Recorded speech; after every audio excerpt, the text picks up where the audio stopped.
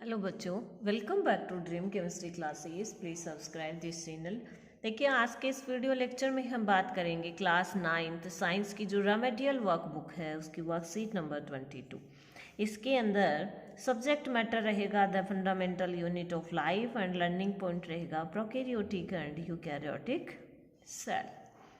Question number first है, complete the table based on the presence of membrane of the cell organelles in the following pictures।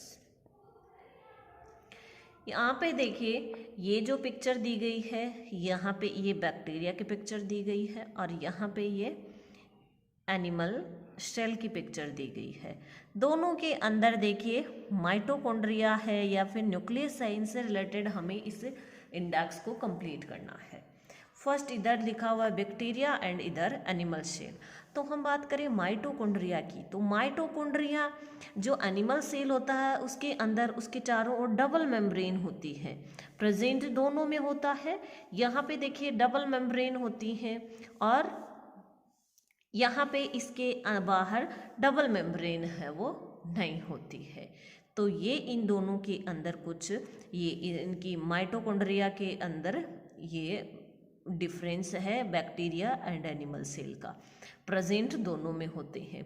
फिर बात करें nucleus की, तो जो न्यूक्लियस है बैक्टीरिया का जो न्यूक्लियस होता है वो प्रिमिटिव टाइप का होता है। क्या होता है? प्रिमिटिव टाइप का होता है, आद्य प्रकार का होता है, वेल डेवलप्ड नहीं होता है। तो और इसके चारों ओर केंद्रक जो झिल्ली होती है, सेल न्यूक्लियर मेम्ब्रेन होती है, वो क्या होती है? एब्सेंट होती है। यहाँ पे जो मेम्ब्रेन है, मेम्ब्रेन एब्सेंट होती है, तो हम कह सकते हैं प्रिमिटिव टाइप का न्यूक्लियस होता है, मेम्ब्रेन एब्सेंट होती है और इस तरह का जो न्यूक्लियस होता है उसे न्यूक्लियोइड कहा जाता है। इधर एनिमल सेल की बात करें तो यहाँ पे देखिए जो न्यूक्लियस है उसके चारों ओर दोहरी जो झिल्ली होती है, डबल मेम्ब्रेन है वो होती है या वेल डेवलप्ड होता है। इसके चारों ओर मेम्ब्रेन है वो पाई जाती है, मेम्ब्रेन यहाँ पे प्रेजेंट होती है। क्वेश्चन नंबर 2 है, what is name of the type of cell in which the nuclear substance is devoid of nuclear membrane। तो जो न्यूक्लियर मेम्ब्रेन जिनके अंदर अवॉइड होती है या नहीं होती है, वो उस टाइप की जो सेल्स होती हैं वो होती है प्रोकैरियोटिक सेल। जहाँ जैसे यहाँ पे बैक्टीरिया क्या था, एक प्रोकैरियोटिक सेल है।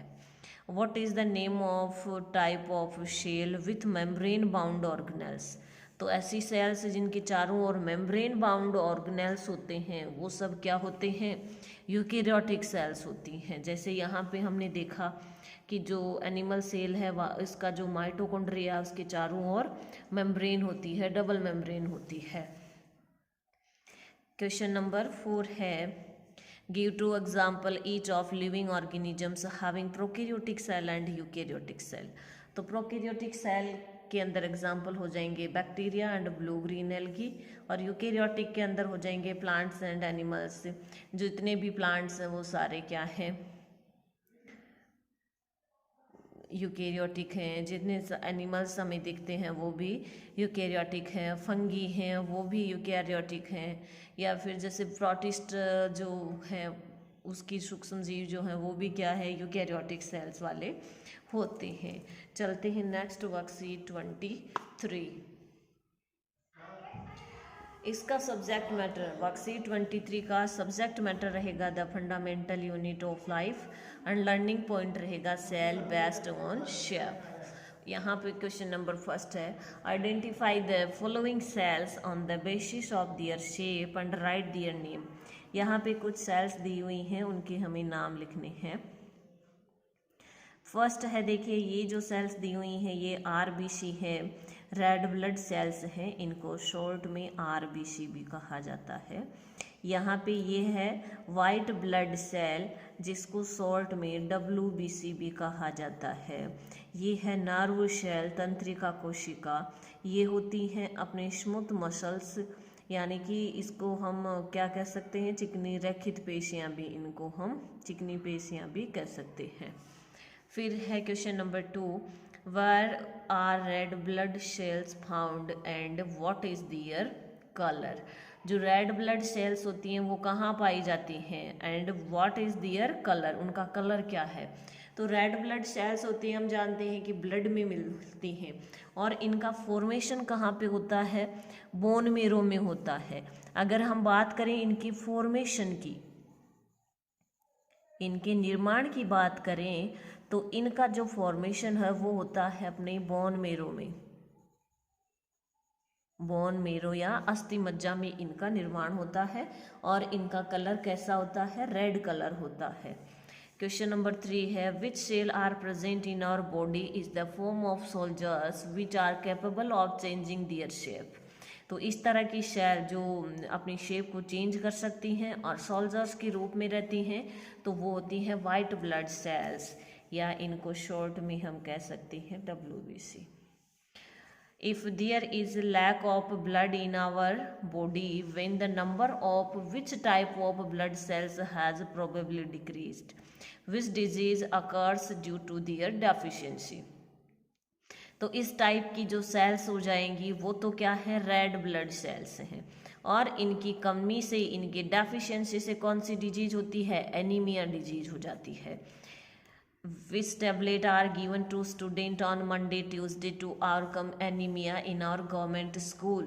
तो जो गवर्नमेंट स्कूल के अंदर बच्चों को टेबलेट दी जाती हैं एनीमिया मुक्त करने के लिए तो वो होती हैं आयरन एंड फोलिक एसिड की टेबलेट होती है। Name the long branched cell which work for control and coordination in the body. Nerve cell इसका आंसर हो जाएगा। क्वेश्चन नंबर 7 है write the name of the largest and smallest cell in living organism. तो largest cell हो जाएगी egg of ostrich and smallest cell हो जाएगी mycoplasma. ये हो गई अपनी वर्कशीट नंबर 23। चलते हैं next worksheet number 24। Worksheet number 24 इसका सब्जेक्ट मैटर रहता है the fundamental unit of life और लर्निंग पॉइंट है identify different organelles in the picture of a cell. First question है label any eight cell organelles in given picture of animal cell.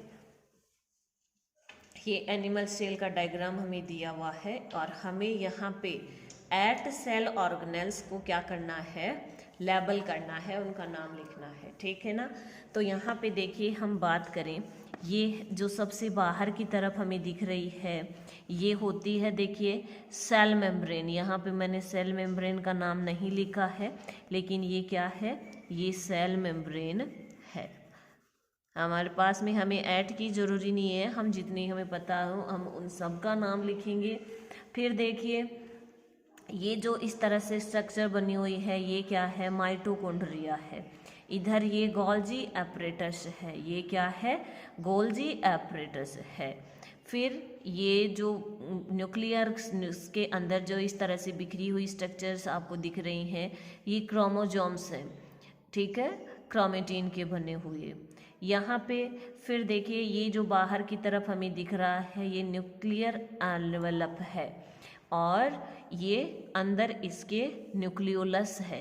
ये पूरा का पूरा क्या है? न्यूक्लियर एनवेलप है, ये न्यूक्लियोलस है, ये क्रोमोसोम है। अब यहाँ पे ये जो बने हुए हैं ये है एंडोप्लाज्मिक रेटिकुलम। ये क्या है? Endoplasmic reticulum. तो हम इसका नाम भी लिख सकते हैं। यहाँ पे देखिए हमें शो नहीं दिख नहीं रहे हैं, हो सकता है शो किए भी होंगे। तो यहाँ पे ये जो एंडोप्लाज्मिक रेटिकुलम होती है ये 2 टाइप्स की होती है। जो एंडोप्लाज्मिक रेटिकुलम हम लिख ही लेते हैं, एंडोप्लाज्मिक रेटिकुलम, एंडोप्लाज्मिक रेटिकुलम। तो ये 2 टाइप्स की होती है, RER शॉर्ट में इसको और SER। RER का मतलब है रफ एंडोप्लाज्मिक रेटिकुलम और स्मूथ एंडोप्लाज्मिक रेटिकुलम। यहाँ पे देखिए जो रफ है उसके ऊपर पाए जाते हैं राइबोसोम और जो स्मूथ है उसके ऊपर राइबोसोम है वो नहीं पाए जाते हैं। फिर देखिए वैक्यूल है, ये इसके अंदर जो भरा हुआ पदार्थ है ये साइटोप्लाज्म है। ये स्टार के रूप में बना हुआ जो है इसे सेंट्रोसोम कहा जाता है। क्या कहा जाता है? सेंट्रोसोम कहा जाता है। इस तरह से ये जो एनिमल सेल है उसका लेवल डायग्राम है। ठीक है, फिर देखिए हम बात करते हैं यहाँ पे label any eight cell organelles in the given diagram of a plant cell. ये प्लांट सेल का डायग्राम है और इसके अंदर हमें एट ऑर्गेनेल्स को लेबल करना है। तो देखिए सबसे बाहर की तरफ यहाँ एनिमल सेल में ओनली सेल मेम्ब्रेन होती है, लेकिन यहाँ पे सबसे बाहर होती है सेल वॉल। क्या होती है? Cell wall. और फिर ये जो पार्ट है अंदर का इसका, तो ये इसे कहा जाता है प्लाज्मा मेम्ब्रेन। पूरी सेल के अंदर जो लिक्विड सा भरा हुआ रहता है वो होता है साइटोप्लाज्म। फिर हम बात करें ये क्या है? ये न्यूक्लियर एनवेलप है जिसके अंदर ये न्यूक्लियस है। फिर ये इसके चारों ओर भी ये क्या है? यहाँ पे एंडोप्लाज्मिक रेटिकुलम है। ये क्या है? एंडोप्लाज्मिक रेटिकुलम है। हम यहाँ पे नाम लिख देते हैं एंडोप्लाज्मिक, ER लिख रही हूँ शॉर्ट में, एंडोप्लाज्मिक रेटिकुलम, जो कि 2 टाइप्स की हो सकती है। जिस पे राइबोसोम हमें दिखाई देंगे वो RER और जिसमें नहीं दिखाई देंगे वो SER। ये यहाँ पे माइटोकॉन्ड्रिया है, यहाँ पे ये प्लास्टिड है और ये जो कि लाइसोसोम शो किया गया है। यहाँ पे ये जो बड़ी बड़ी खोखली संरचना हमें दिख रही है ये वैक्यूल है। एनिमल सेल के अंदर ये छोटी थी, जबकि प्लांट सेल के अंदर ये जो वैक्यूल है ये क्या हो जाती है? लार्ज हो जाती है। यहाँ पे ये राइबोसोम्स हैं और ये न्यूक्लियस है ये अंदर। ठीक है, इस तरह से ये किसका डायग्राम है? प्लांट सेल का डायग्राम है। ओके, इस तरह से अपनी जो वर्कशीट नंबर 24 है वो कंप्लीट हो जाती है। मिलते हैं नेक्स्ट वीडियो में नेक्स्ट वर्कशीट के साथ।